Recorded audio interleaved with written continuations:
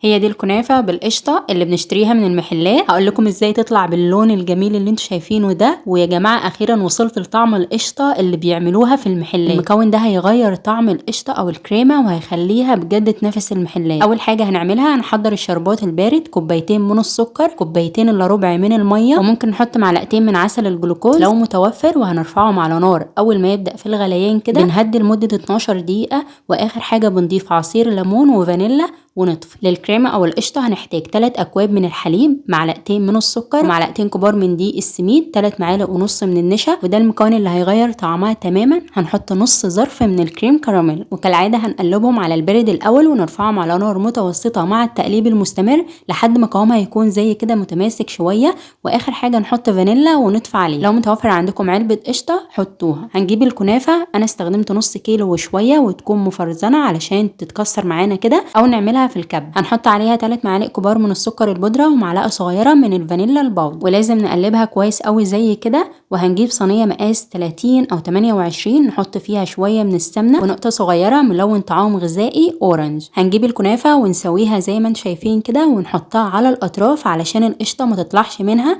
ونجيب صينيه اصغر منها ونضغطها زي كده. هنجيب القشطه بعد ما بردت تماما هنفردها زي كده، هنفرد عليها باقي كميه الكنافه. انا زودت على نص كيلو علشان كنت عاوزه الطبقه تكون كده كبيره او سميكه شويه. الخطوه دي مهمه قوي، نضغط عليها بالراحه لكن نسويها شويه، ما تكونش كده مخرفشه معانا. نغطيها بالسمنه كلها، ويا سلام لو استخدمتوا بقى سمنه بلدي. هندخلها فرن يكون سخن قبلها على حراره 180 وسط. الرف التاني من تحت هتاخد معاكم 30 35 دقيقه. اول ما تاخد لون من تحت كده تشغلوا عليها اخر حاجه من فوق تاخد لون، وهي سخنه كده نحط عليها الشربات البارد ونغطيها، نسيبها مثلا 10 دقائق كده وبعد كده نقلبها. في ناس بيقلبوها الاول وبعد كده بيحطوا عليها الشربات، يعني الطريقه اللي تحبوها ممكن تعملوها عادي. وشكلها النهائي بيكون خطير يا جماعه، بجد لازم تجربوها علشان القشطه اللي فيها دي بجد الكل هيشكر فيها وهتشرفكم. جربوها وبالهنا والشفا.